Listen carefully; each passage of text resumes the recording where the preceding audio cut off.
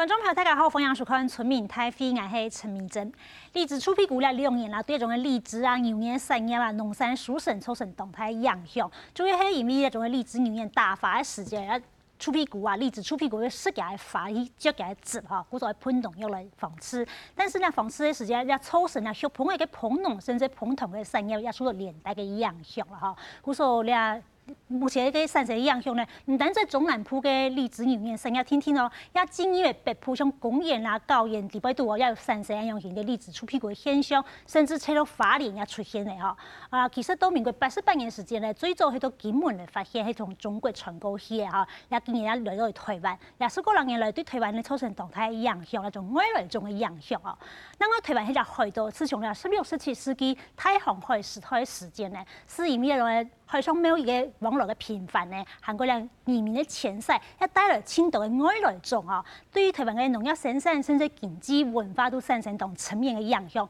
比如发讲那种水牛，那种蓬莱米，甚至客家电视台嘅 logo 地位都看到油桐花都係外来种啊。當然，人看外來種對台灣嘅國家生態甚至人民嘅生產嘅環境所造成嘅影響，韓國在海呢，佢哋一邊來討論。馬上面收嘅現場來賓，第一個呢係行政院農委會統策委防疫檢疫局嘅局長彭海東，彭局長你好。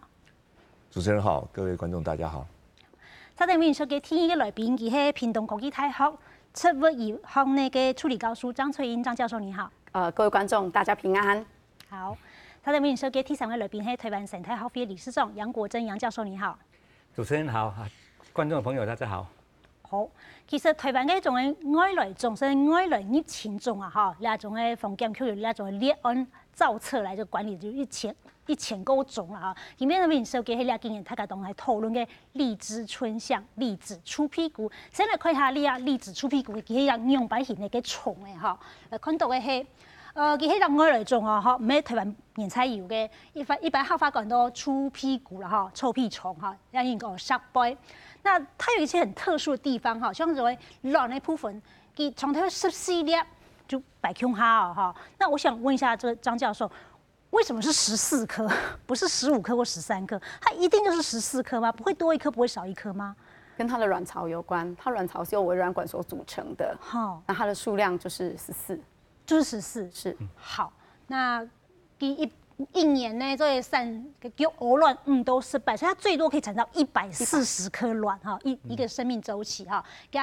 它不叫做幼蟲，它叫弱蟲哈，因為它是非完全變態，而幼蟲哈，而有5個齡期，那胎兒還有3個安養型哈，胎體有2.4到2.8公分按胎啦哈。佢主要係分布到南亞、韓國東南亞地方，好像泰國啦、馬來西亞等等都有哈。那應該88年時間到金門來受到影響啊，來注意到，今年呢，中南部呀，甚至北部、東部都受到佢影響，青島嘅哈。那主要係那種荔枝、韓國牛眼跟嫩芽，韓國佢發啦哈，會受到影響。當然對人嘅身體健康也會產生影響。到底那種嘅荔枝出屁股那種外來種，嚟到台灣以後對人、對果樹、對環境產生那種唔好嘅情況，先等等，希望鏡頭來了解一下。有多嘛？哦呦，你看那個多可怕！對啊，你看。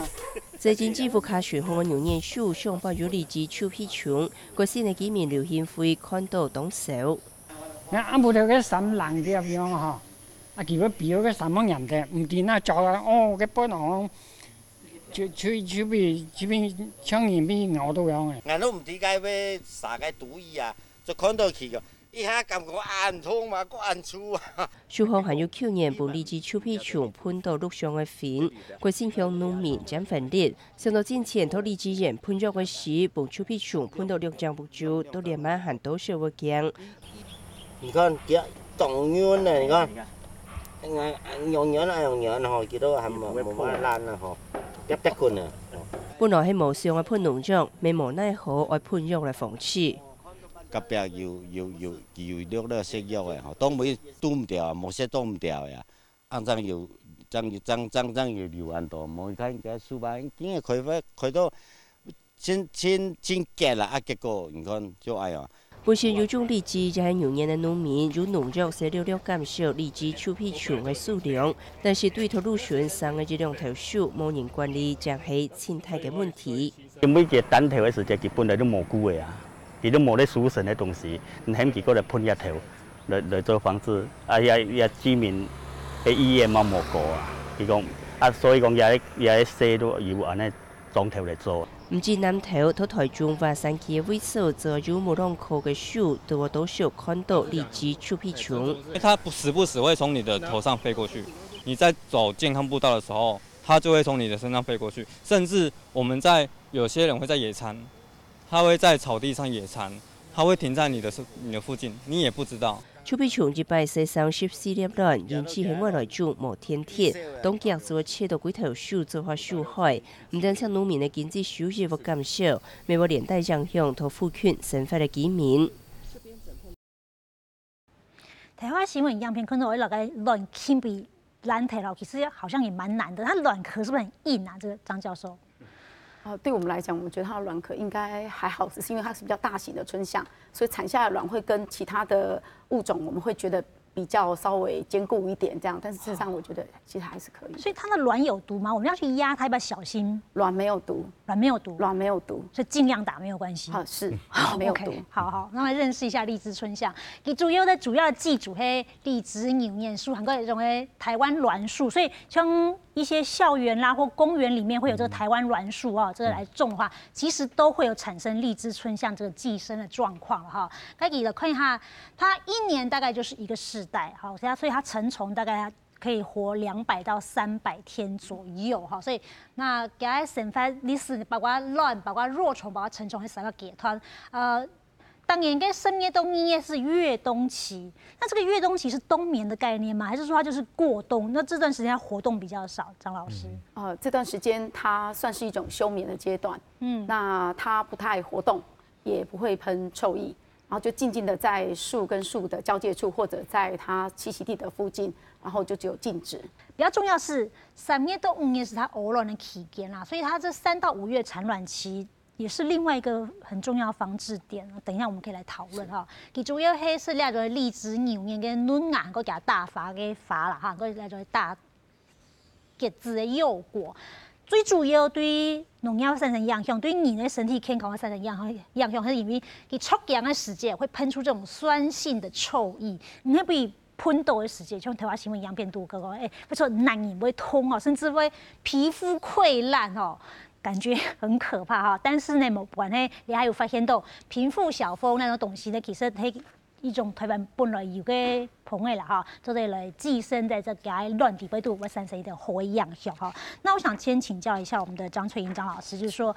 這種外來種，當然我們是說看記錄是說，民國88年在金門就發現，那台灣本島最早出現的記錄是什麼時候？對我們來說，官方最早記錄其實是在98年的时候，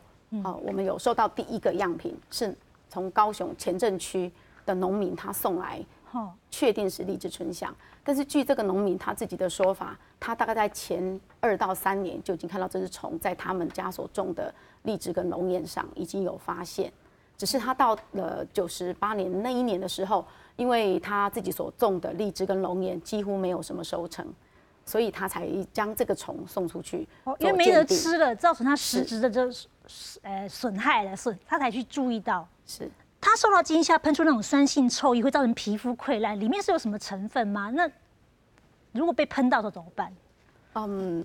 根据这个国外的研究结果，它那个成分有人说它是一种叫做反2葵烯醛的这样一个毒液，那被喷到之后就是皮肤会溃烂。然后你会觉得灼热，然后会觉得非常的疼痛，大概一开始刚被喷到的时候，你需要用清水赶快大量冲洗，可以将这个毒液留在你身上的这个时间可以越短越好，有点稀释掉这样子但是如果有一些人比较严重一点，它不是只有产生这个溃烂的问题而已，它可能会引发他的荨麻疹。有的人在遇到这个臭液喷之后，他的那个过敏性反应就非常强烈。那有一些人的反应他会比较轻微，就好像只是一般刀伤的伤口，那你一段时间的护理，它就可以复原。那我想请教一下杨老师，就是说，荔枝春象看来台湾已经建立族群哦，搞不好已经在地化，因为已经10几年了嘛，哈。那您怎么样看它对台湾的这个生态的影响？基本上一个外来物种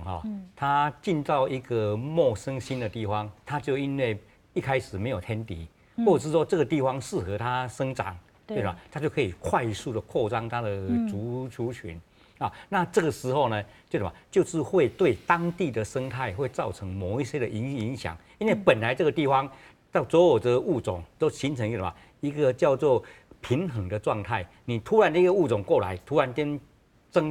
增大它的变量，对吧？就会产生的影响。但是慢慢的，我们就生态的角度来说呢，慢慢它会什么？它会平稳。所以我们最近就好像班级里面来了一个转学生，大家就是对这个转学生产生一些对，我们新的这个变化。习惯跟整个运作，慢慢哦，大家都了解以后，就慢慢就会再融入到叫一个平衡的状态。那也就是说，我们现在目前我们对它的一个整个的反应，就是说，因为我们对它的习性跟整个运作我们还不清楚，尤其是它会喷毒液，那我们很多人不认识它，也不了解了之后，就会受害。只要说我们对这样的一个了解以后，对我们的影响就可以降低，而且慢慢的我们的整个生态环境会慢慢会转移。好，那台湾这个气候象或者环境的多变多元性，是不是也包容了这些外来物种到台湾这个生存的空间？等一下会来讨论。先来看一下，就看一等样，因为影响种的农民的生产，因为影响棚的啦、棚桶的那个生产等等，甚至对人体都有影响。到底这种大家闻之色变、栗子出屁股，它敢有没有可能生了台湾一般民众的想法？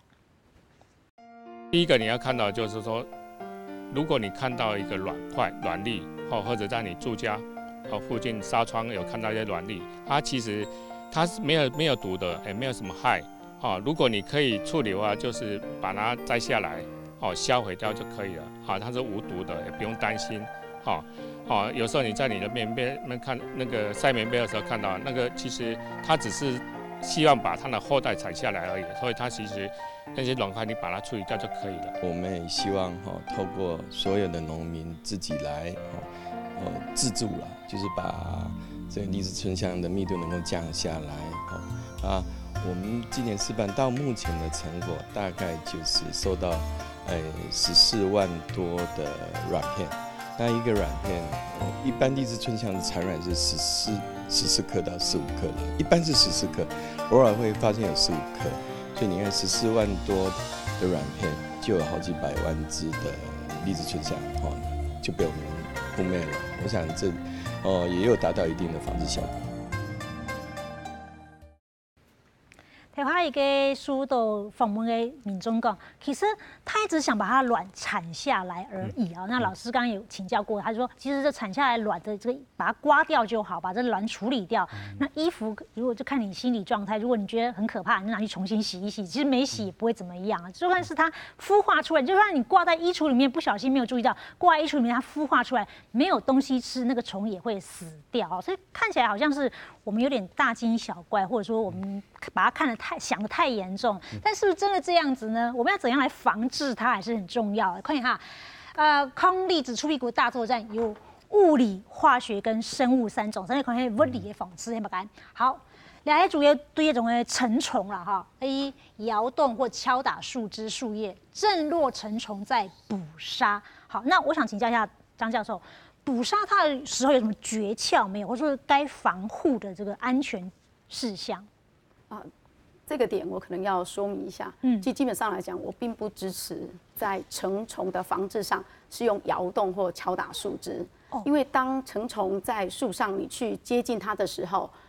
你干扰到它，它第一时间就是先喷臭液，然后它就飞走，它的飞行速度相当的快。事实上，它并不是因为你摇或者是就可以把它震落下来。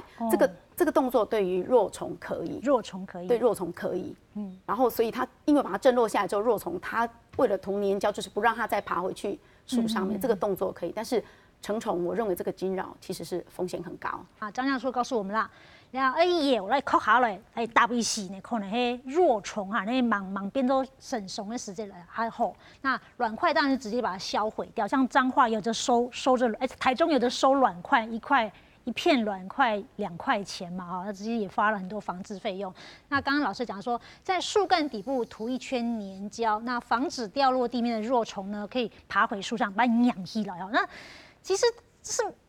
最主要的大的那个树干涂一圈就好了吗？还是说每一个树枝都要去涂啊？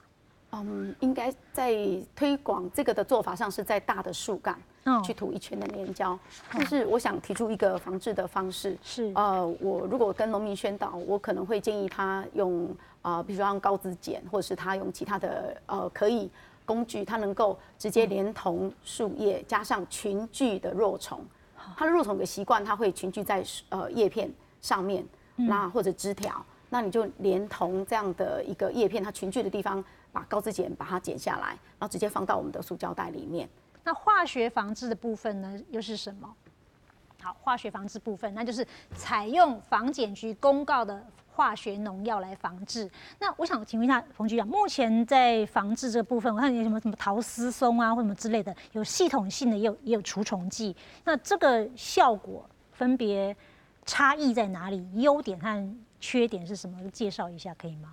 目前我们核准的有四个药，4个杀虫剂啊。那当然个别的性质都不太相同，是属于不同的作用机制的。那因为我们农委会这边在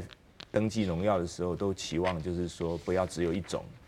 然后有不同作用机制的可以轮替使用啊，避免抗药性的这个问题啊。所以现在有核准4个。那主要大概都是促杀型的药物啊，就是要喷洒到这个虫子的身上，或者是它喷洒的部位，这个虫子行走过去的时候接触到死亡。那我们再看说，还有市售标有皂化或者是脂肪酸钾这些的清洁剂，于是就有人说用这个清洁剂去稀释之后喷一喷也会有效，而且重点是要喷都给它杜死掉地方。要喷洒在若虫腹部，我如果抓得到若虫，直接把它踩死就好，需要对它的腹部喷这个肥皂水吗？我问一下张老师。其实它喷洒在若虫的腹部，是因为昆虫它的气孔是位在腹部的2侧。它通气孔，它的等于说它呼吸器官在腹部这边。所以是让它窒息而死的概念吗？没错。那在云林的林内乡，最近也有新闻提到，就是说，其实用这个灭小黑蚊的环境用药就可以用到。那小黑蚊其实就是台湾甲蠓啦。好，那我想请问一下那个张老师说，台湾甲蠓跟荔枝春香有什么在相似的地方吗？为什么喷小黑蚊的也可以喷荔枝春香？在这个单位里面，他们所用到的药我们不是那么清楚，但是有很多的环境用药，其实它喷的是陶丝松。陶丝松，它是陶丝松，只是说在农药上有陶丝松，它的跟在环境用药的部分，它的剂量是比较低一点。那这个药本来就有推在荔枝春香上是可以使用的药剂。那事实上，对我们对于春香的了解，其实春香这种害虫。事实上，它对很多的药其实都很敏感，有非常多的药对它都是有效的。只是在过去以往，因为一段时间没有注意到这种虫，才会让它说一直族群密度量一直增高。那事实上，非常多的药再去喷荔枝春香，其实都能够达到很好的防治效果。那我要请教一下杨教授了。不管是哪一种药，其实药就是毒嘛，当然它可以达到某部分的防治，对人类是有好处的，但是对生态或对动植物一定会产生相对的影响。你怎么样看这样的一个化学防治法？然后也怎样正确的观念去使用它会是比较好的？基本上我是觉得哈，我们人如果说要为当做这个化学防治或怎么防治的话，是保护我们人的经济利益，我们人的环境的基本的这个生活运作嘛。所以第一个就是说，它不会来危害到我们；第二个不会危害到我们的经济的利益。好，那这个部分如果说只是危害经济的利益，那在荔枝或是龙眼的树上，我们不管是喷这个清洁剂也好，喷这些农药，那个跟我们一般在种的农作物的嘛，这样一个防治是一样的。一样的方式。还有这个化学防治之后呢，我们还有这个生物防治法，我来看人家冲耶了哈，就是说用这种寄生捕食性的天敌。那台湾呢有这个平腹小蜂，那它其实是卵寄生性的，就是说这平腹小蜂它会把它的这个幼虫呢产在这个荔枝春香的这个卵里面。那它这平腹小蜂的幼虫孵化之后呢，就会把这个荔枝春香里面的卵当作是这个养分把它吃掉了啊。好，那再来就是说，我想请问一下这个老师，就是说，目前这平腹小蜂的防治的效果怎么样？根据我们研究里面目前的研究的结果，如果我们在以一棵树上面有200只荔枝椿象，那如果我们可以释放大概600到700只的雌蜂，就雌的平腹小蜂，那它可以达到的防治效率有82%多。那我们觉得这个效果相当的好。那但是呢，在运用上面就是只有在荔枝椿象的卵期这段时间才能够达到效果。因为荔枝椿象刚刚主持人有讲，它的卵期大概就在3月一直到5月。那事实上这个是北部晚一点，我们屏东地区的话，大概从2月开始。所以跟温度有很大的相关。是我们热一点，它比较喜欢。这几年的记录上面，我们大概在2月初就可以看到荔枝椿象开始交配，然后开始产卵。那甚至它的到6月还可以看得到它有卵的这个阶段。也就是说，在2月到6月这个阶段，事实上去释放平腹小蜂，去防治荔枝椿象。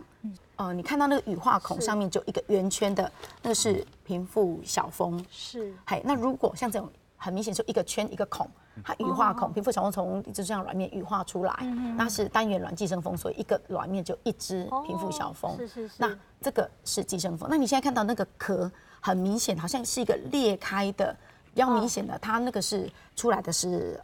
荔枝椿象，像这个这样子裂开的。对。那是荔枝椿象。是，其实我们可以看到这平腹小蜂其实非常非常的小只哦，所以这个饲养平腹小蜂来释放，应该也不是一件容易的事情吧？那我们现在是农改场这边或防检局这边有什么样的方法可以来大量繁殖平腹小蜂吗？在防治运用上来讲，当然运用小蜂是中间一个在卵期的时候的一个环节上的一个工具了。那其实要养蜂，其实成本也很高。所以我们的策略上是希望在放蜂之前要先把卵数要能下降。所以变成说，可能刚刚有看到我们这个荔枝椿象的这整个习性上来讲，我们现在推行的策略上，就是第一步，越冬期的时候，可能就要去修剪树，修剪我们的果树，让它栖息地变少。那到第2年的话，成虫数量就会减少。那等到开春之后呢，我们就主张要开始先做化学防治，把成虫的数量降低。是先把那个越冬的虫先减少密度，然后等到逃过这一劫的这些虫子开始繁殖之后呢，我们来放小蜂。所以那个小蜂就像刚刚张老师讲的，一棵树上有多少数量，我们要放多少蜂才会达到效果。那相对来讲，那每一棵树上的这个荔枝椿象的数量就减少了。其实那生物防治的部分，除了这种平腹小蜂以外呢，还有这种蜘蛛、蚂蚁、鸟类。这个老师，你觉得这方法好吗？难度比较高。这高。可能过去也许有人认为是大型的蜘蛛有机会，但是蜘蛛的数量没有办法像荔枝椿象那么高，所以我觉得它应该不是一个很好用的天敌。那蚂蚁会去取食荔枝椿象的卵。它的确是天敌，但是它只是把那个椿象的卵当做它的食物，但它对于肉虫或成虫，它也没有防治效果。平腹小蜂是我们常用的方法，都在喺样板型用的样板型来释放这个效果，样板型生成等新闻记者刚才去了解一下。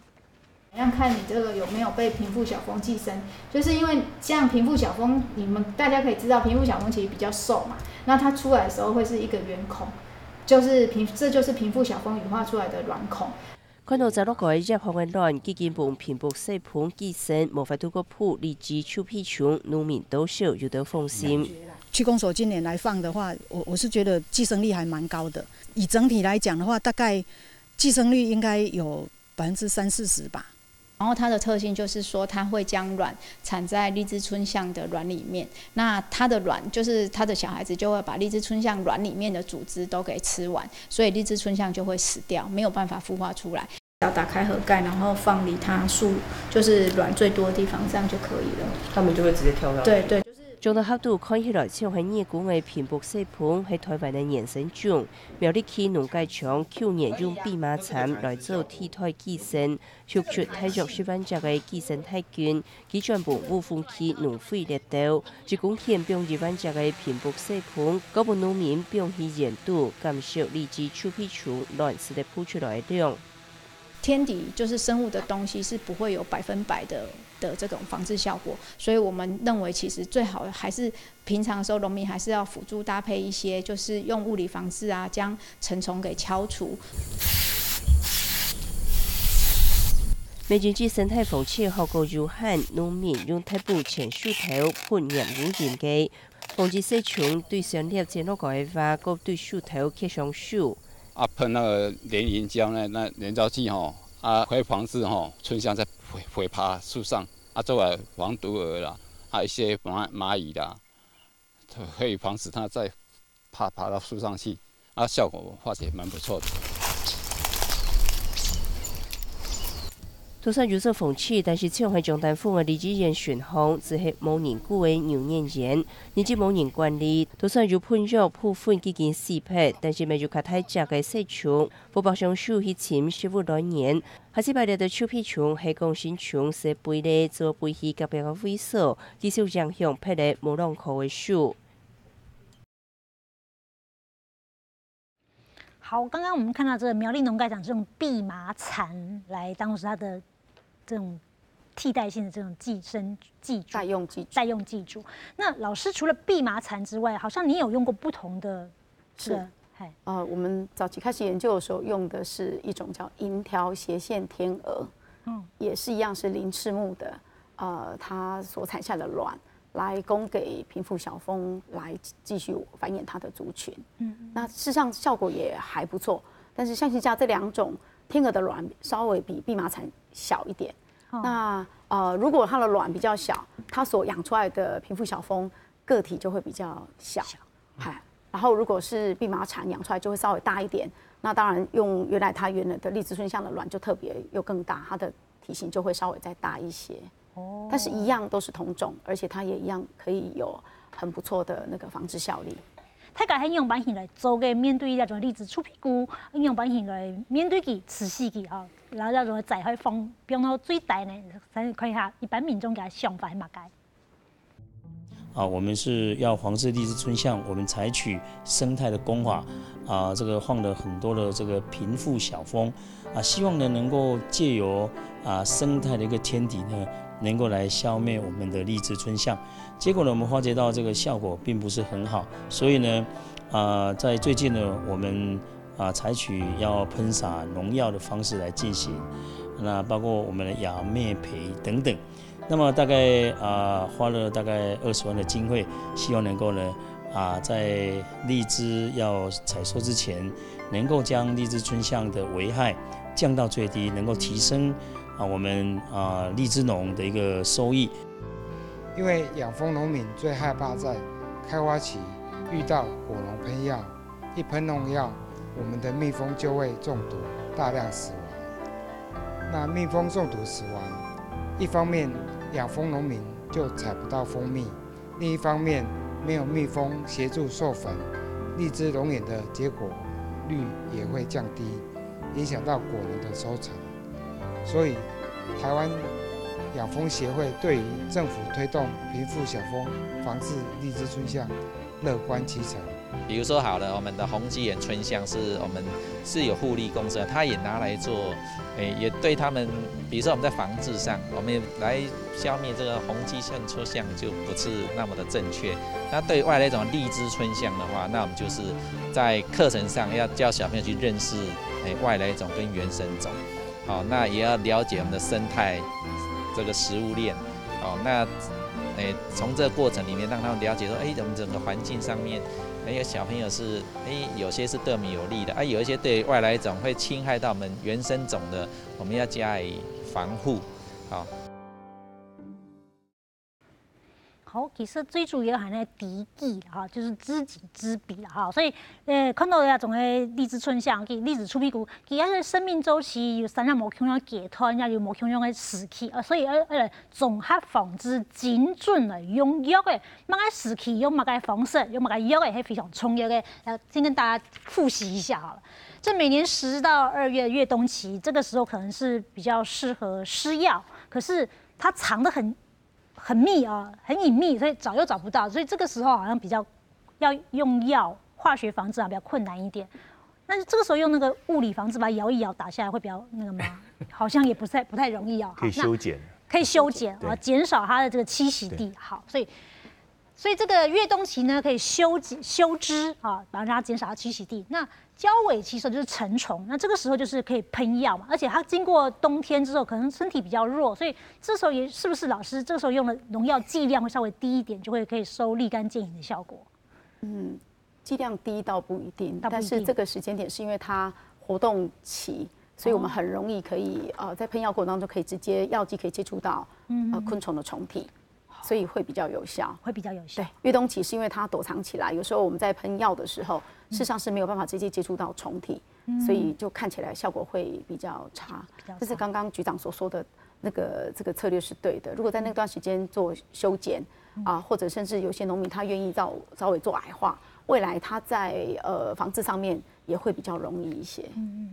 好，所以越冬期呢适合这个修枝，然后这个交尾期呢，因为它成虫比较频繁出现在野外，可以来喷药。好，那当然这个产卵期的时候，那个卵块呢就要用物理防治把它这卵块的移除等等。所以某种用时期用某种用方式用某种用的药也好来非常重要，所以来防治这个荔枝春香而敌忌了，要知己知彼。那我们请教一下杨老师，就是说你怎么样看待荔枝春香这样一个？它是外来种还是入侵外来种？这在生态学上有不一样的意义哦。那荔枝春香是属于哪一种？它这很明显，这已经是一个外来的入侵种了。好像已经造成我们的环境或我们经济上的危害，或甚至对我们人类造成了危害了。所以这个以目前来说的话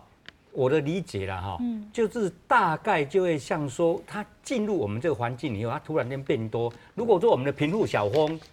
或者是我们本来的环境里面就有一些可以对它抑制的天敌，只是因为过去没有贫富，没有这个荔枝春香了所以说这个天敌它的数量就没有很多。如果说我们现在目前的这个本来这个入侵的外来入侵种，它数量变多以后，我们的天敌它本身也有食物可以吃，所以它数量也会变得更多，也会更多。所以经过一段时间以后，它就会自然会达到一个叫平衡，它数量就会被抑制，所以慢慢就会达到一物克一物这样。只是说现在目前在这个变动过程中，我们没办法去接受这样一个运作，量太多，对我们造成的危害。网络上面也有人说把它像炸盐酥鸡一样把它炸掉，但是要先把它这个。老师，我想请教一下，它喷出来的毒液会让人是皮肤溃烂嘛，或眼睛视力变0.1，可是它经过高温油炸之后，它还具有毒性吗？张教授？这个不是我的研究范围，我不敢讲一定是不是还有毒性，但是的确有一些业余或者是一般学生，他们自己的确也真的要把它炸过，然后来使用。那目前看起来好像使用起来是没有什么特别明显的有什么样的负向的影响。滋味如何吗？他们觉得跟盐酥鸡吃起来是差不多的。就好比现在很多地方都会卖炸蟋蟀，都在比较是一些民俗活动的时候会出现。那也就是看个人的感觉，有的人会觉得那是一个很有趣的食物，那有的人会觉得可能要突破一点心理的障碍。所以但是它就是一种动物性蛋白质，就是比较食品来看是这个样子。是，但是我要提出一个不一样的看法，就是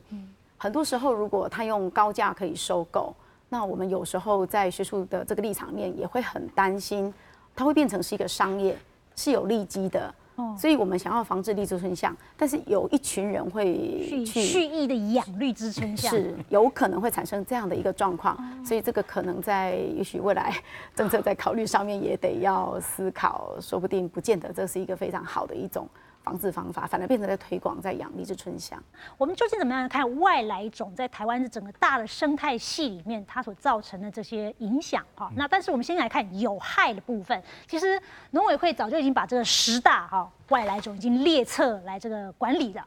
看到黑小花曼泽兰、福苏楼、乌推脸、松材线虫，它曾经造成台湾这个林木山林很大这个危害。入侵红火蚁、凤凤叶、中国梨木虱，哇，这个其实整个梨山上面，因为走私这个梨穗，造成这个很多温带这些嫁接的水果都造成影响，所以水泥因此变贵了，也是曾经发生过。再来是苏铁白轮炖介壳虫，然后河壳菜蛤，这个好像比较少看到这个局长，它是在哪里出现的？它主要是淡水水域里面，它这个受到它的危害，主要是它会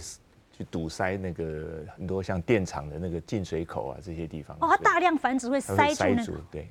所以一般人可能比较少在这个野溪啊或什么看到。所以主要是在这个发电啊或者是水库这个上面。好，缅甸小鼠它会传染鼠疫吗？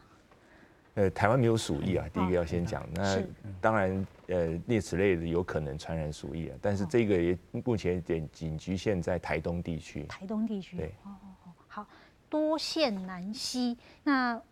我想请教一下这个杨老师，就是说这么多的这个外来种，当然这10个可能是10大恶人，可是这里面没有荔枝春象啊，就是说我们怎样看待这些所谓的入侵外来种？那是不是要滚动式的逐年把它纳进来，或者有一些东西它已经进入台湾整个生态系，已经形成一个动态平衡的时候，就可以比较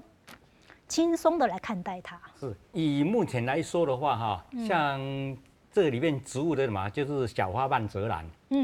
小花瓣泽兰呢，就一直被认为我们是台湾外来入侵的一个头号的这一个入侵者。那按照我过去的理解呢，它是在我们整个台湾的环境变迁里面一个很独特的现象。第一个，我们的农田是荒废掉了，才让小花瓣泽兰可以在这个废弃的农田、果园或是我们的农耕作地里面大量的繁殖。所以说，我们一直花了很多的时间，花了很多的钱、很多的精力在防治小花瓣泽兰。但是因为我们整个的环境的运作，你没有改变的话，那效果都非常的小。好，那我想请教局长，台湾对于那种入侵外来种有列管的，好像不止跟那10大头号要犯，有多少种啊？你可以告诉我们一下吗？现在我们按照我们的植物防疫检疫法里面定的部分是一个局部的因为用外来入侵的角度来看呢，可能考虑到的不是只有我们的农业生产的部分，还可能考虑到生态等等其他的因素。所以刚才你刚才前面列的那个10大枪击要犯里面当然有一些是因为人的经济活动主动引进的，像比如说福寿螺啦，对，本来养来吃的，本来要养来吃的或者是像有一些其他的可能是意外它是搭附在一些像入侵红火蚁或者是那后面像这个还有宠物的那个南溪梗原来是拿来养殖的，跑到外面去的是，那就是它很多原因所以带进来，但这里面就我们防检局这边来讲，因为我们管到的是农业生产会受到影响的部分，像刚刚讲一些蜥蜴可能就对我们影响很小，所以在我们的排行榜里面可能就没有它。所以就变成说，刚刚有提到说，植物防疫检疫法里面，我们现在列管有案的就有1400多种，1400多种，所以它是主要是造成农业的经济损失。对，主要是用从经济损失的角度去看，所以中间有昆虫、有哺乳类、有软体动物、有这个什么病毒、真菌、细菌都有。这农委会这个防检局的立场，就当然经济损失是最主要的，是造成农民农损这个部分。那我想问一下张教授，这里面哪一个是你觉得比较重点的？如果对我来讲的话，我是觉得外来种一进来，它一定会跟我们原来本地的物种形成所谓的空间、食物或者是栖所的竞争。那一竞争之后，就会产生生态系统的改变。所以我觉得这2个应该是会直接对于生态产生比较重要的影响，有可能会就像你刚刚提到的那个排挤效应一样，它因为竞争而产生一个优势种，它就可能去排挤了另外一个物种，而导致我们整个生态系统的平衡就跟原来的是不太一样的。那杨教授，人也是生态系的一环嘛，那这里面你觉得你的选项是哪一个优先顺序？是不是在前面？基本上如果我们从整个地球的运作来说了我们现在人类是真的是我们地球生态系的一个最大的威胁。因为我们一直在排除我们自然界的运作，一直在建立我们人类生活的都会的运作那个都的运作是整个自然界里面是过去是没有的，这才是我们的。那我们如果说以整个来说的话生态系统的转变才是会对我们我们整个威胁最严重的。所以如果说从生态系的演变来说的系统来说，或者我们对这外来入侵种来说，真正我们有办法去防治或有办法去处理的，是第一个要什么？主角要什么？在境外。主角在境外，让它不要进来。进来的时候，它还没有造成威胁的时候、危险的时候，我们把它消灭。你等到它已经扩张到已经对我们的生态系或对我们的环境已经有威胁的时候，这个时候基本上是我们只能做消极的什么，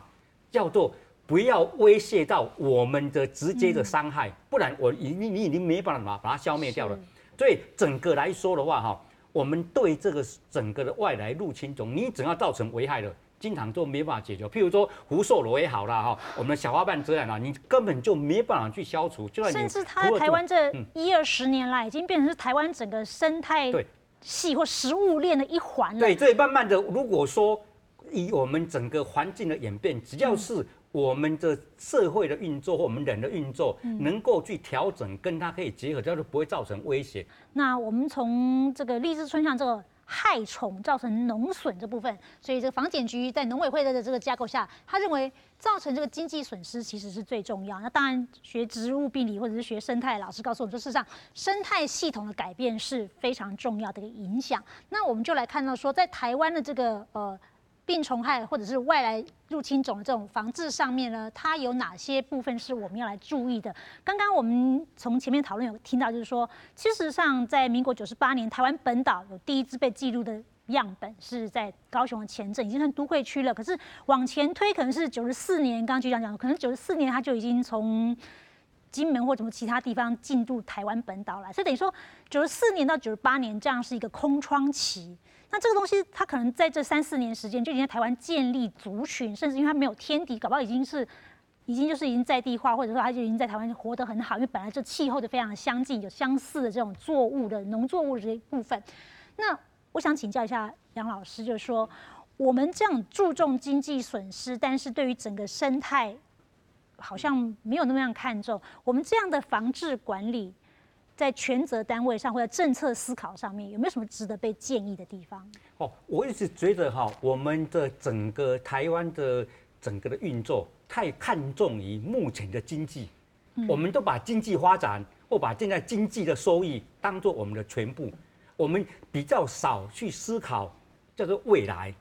叫什么叫永续？因为你要考虑到永续的时候，就让我们这个整个的环境要能够符合我们现在的生存以外，也要符合我们未来的生存跟发展。好，那这个部分在思考的时候，我们就必须比较从总体的、从全面性的来做评估。那这个评估呢，第一个很基本的是，我们如果在这边要生存下去，我们你就有足够能够养活我们。或者是我们把台湾放到整个这个地球这个世界里面去，我们怎样融入这个运作里面？那我们有个基础跟运作。但是如果我们从外来的入侵种这个角度来看的话，我们台湾现在已经暴露在全世界的任何物种，在我们现在目前，尤其是我们以外贸倾向，任何的地方，任何的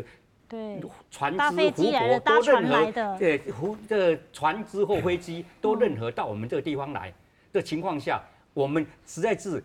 必须要强化的是我们的总体的认知跟总体的运作，所以增进对外来物种影响的认知和认识，老师觉得是前提非常重要的。好，那我想请教一下冯局长，就是说，其实刚刚杨教授讲说，一个更上位的一个政策的一个思考，事实上是重要的。那当然，您是执行单位，您赞成说有一个更上位的，像现在台湾是有这个任务编组嘛，跨部会任务编组。但是如果说有一个更上位的政策制定的单位能够形成的话，对于你们的工作执行工作来讲，会不会是更如虎添翼的呢？所以刚刚老师有提到这个，我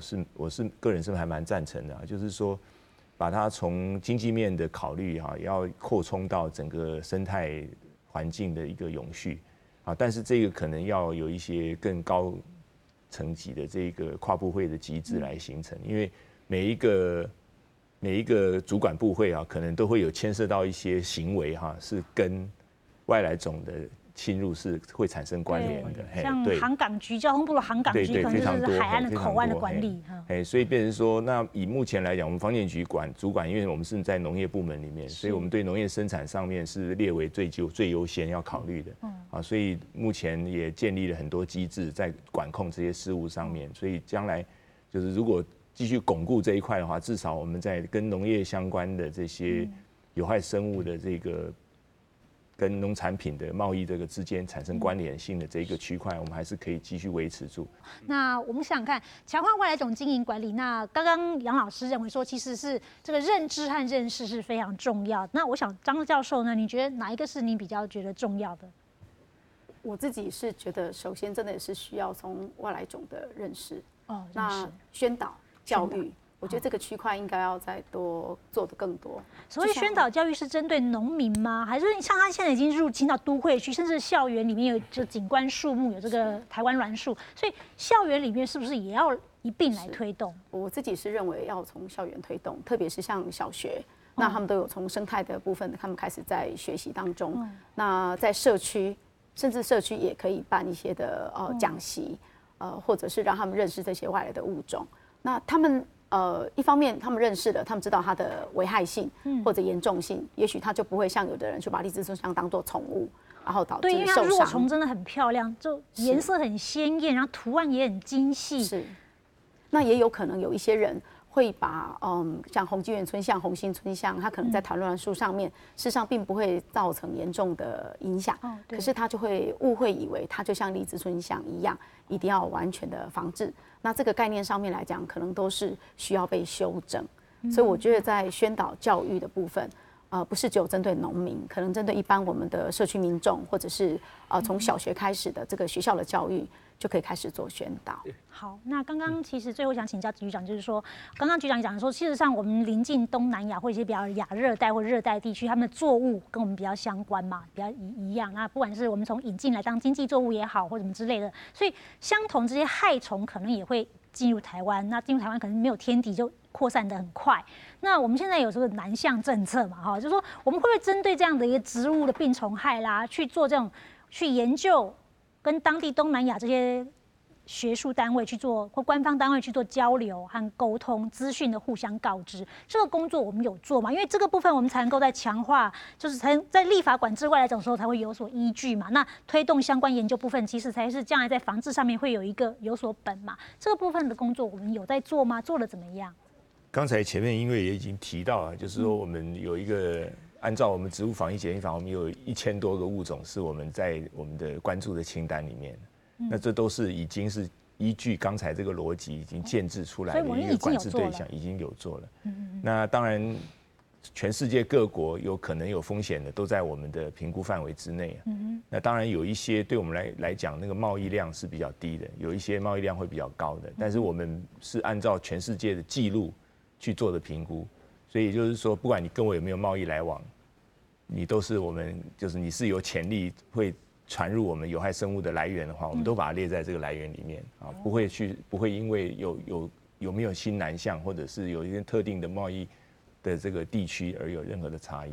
好，那最后我们还是要从认识跟认知来了解。今天谈的是荔枝春象，最后是不是请张教授再给我们电视机前面观众朋友呼吁一下，荔枝春象它有哪些可怕的地方，然后怎样去认识它，怎么样去分期防治它，然后只要做到这些，其实上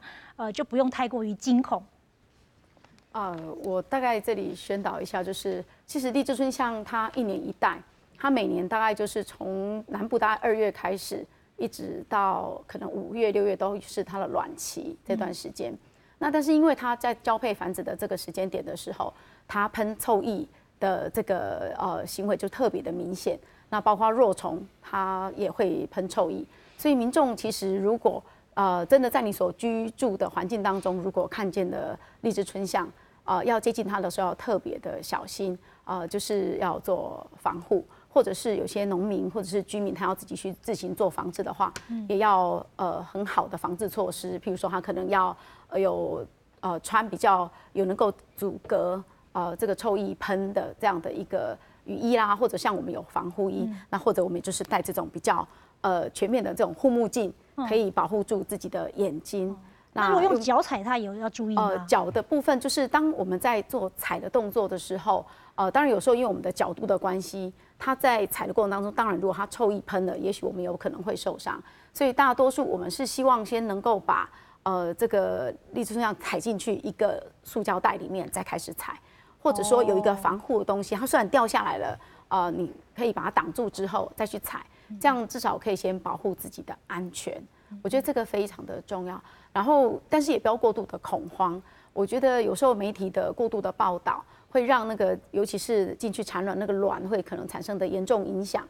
其实真的是没有到这么的严重。那的确，它是因为跟着晒衣服的时候，立志春象跑进去，躲藏在裤管的里面去产卵。那因为那里比较黑暗，也比较凉。那它收进去之后，它就自然而然12天之后它就孵化。那孵化它在益处里面其实是诚如刚刚理事长讲，它是没有食物可以吃，然后它就一定会就是寿命就会终了。那事实上真的没有到要那么的恐慌的这种状态。台湾因为迄个海岛，所以四方八塔嘅交通海上嘅贸易嘅往來係非常嘅頻繁嘅哦。故所外來種你到台灣來，當然頭擺來已經馴化到台灣產生嘅好嘅影響，像水牛啊、蓬萊米等等哦。但是也因為有可能迄個外來疫情中，可能會造成農業損失，甚至人嘅身體康健嘅安全嘅影響都會產生出來了哈。像今比就是從這個知己知彼的角度來介紹了立志春象，也認識了所謂外來種甚至外來疫情中對台灣國家社會甚至生態那個影響係乜嘅，了解佢，知道佢全面來防禦佢，像安樣嘢係最好嘅態度啦哈。像今比村民台灣感謝人嘅參加，下禮拜請持續收聽村民台灣新聞，大家安息，謝謝。